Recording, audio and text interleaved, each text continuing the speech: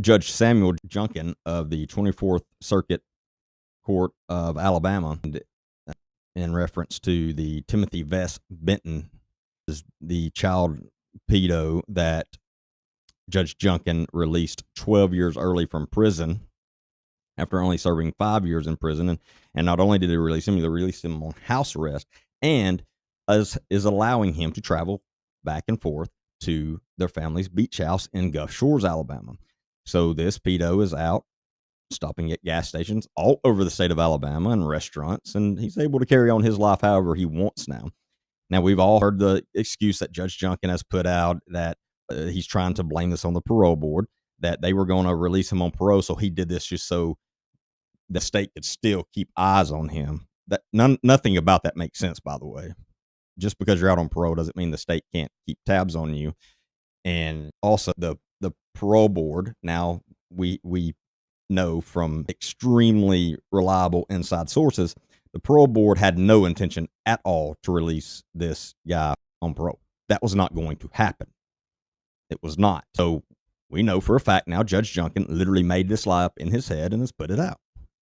Now, we also know that this beach house was purchased not even 2 weeks before Judge Junkin came out in the literally almost middle of the night out of nowhere with the new court order allowing Benton to have a court-appointed attorney, which means we paid for his attorney. And then the next thing we know, out of nowhere, he's released on house arrest. Now, I don't believe in coincidence, so the fact that this beach house was just purchased right before all this shows that the family knew this was going to happen, and that the family is probably who is calling the shots here. No doubt about that. Now, what we don't know is this beach house really for the pedo, or is it for Judge Junkin? It's a good question. I wouldn't doubt at all if Judge Junkin hasn't been to this beach house, or maybe is planning on going to this beach house. Don't know that, but it would not surprise me, because we now know, after looking at everything, Judge Junkin is corrupt. Now, he lets this guy who done unspeakable, horrible things to numerous little boys, between 10 and 12 victims, very bad things, some of the worst things you could do, and Judge Junkin has just let him out. Now, we have found a story where Judge Junkin is doing the opposite to a young man, and his name is Marquis Gunter.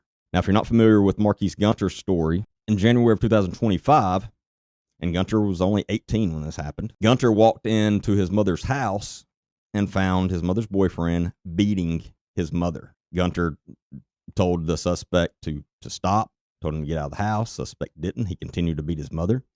So during this incident, Gunter had to pew the suspect. Now, suspect is still alive, but Gunter was arrested and put in jail in January. Now, guess where Gunter still is? He is still in jail in Fayette County under a very large bond, and Judge Junkin refuses to let him out. So this man was saving his mother's life and did what was necessary to do that, which I don't know anybody that would blame him for that. And he was arrested, which I don't agree with. That's ridiculous in itself. And two, he's still sitting in jail because Judge Junkin refuses, because this is all Judge Junkin's case, he refuses to let him out, this 18-year-old. Now, what does this 18-year-old and Timothy Vess Benton have in common? Nothing. In fact, they're the opposite. This Gunter kid has never been in any trouble before in his life. No type of criminal record at all. And this was one incident where he was literally saving his mother's life.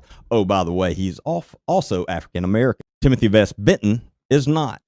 Timothy Vess Benton is a white man, and his family has money. So that's the difference in these two. I can't find anybody yet, not one person yet, agrees that this young man should still be in jail and Benton should be out on house arrest. No one except for Judge Junkin. Now, is Judge Junkin going to come out and speak on this or tell us why he's done? No, because he is a coward. As we seen Friday, when a peaceful protest was planned at the Fayette County Courthouse, I was there. It stayed 100% peaceful. No issues whatsoever. It was a good, peaceful protest. Now, you might think, well, Judge Junkin was at least in the courthouse and knows all these, because it was a really good turnout. No, When Judge Junkin found out about that protest on Friday, he closed the courthouse at, I think, noon, around 1 o'clock. The protest was planned for 3 p.m.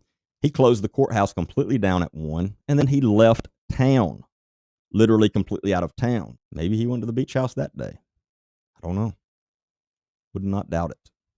But Judge Junkin has proved he is a coward. He doesn't want to face any of it. He doesn't want to. He refuses to face us. Why? Because he doesn't have to explain himself, because he's the high judge. He's above all of us. We're just little people all down below. But Judge Junkin doesn't care. He literally is showing he does not have to explain anything. But the fact that Marquis Gunter is still sitting in jail for defending his mother. Oh, yeah, and the suspect in this case that was shot has also came out and told the judge and the court that Gunter does not deserve to be in jail. The suspect has stated he is fully responsible for what happened, but yet Judge Junkin still won't release him. There is a lot more of very, very similar situations with Judge Junkin that I will be doing more stories on, but you're going to start seeing a pattern. Number one, of the color of people's skin that Judge Junkin refuses to let out versus the ones he lets out no matter what. It's unacceptable. Unacceptable. And the state of Alabama is still just sitting by, not holding Judge Junkin accountable at all. In fact, they say there's nothing we can do. Yes, there is, because Judge Junkin is not a dictator, and he should be held accountable.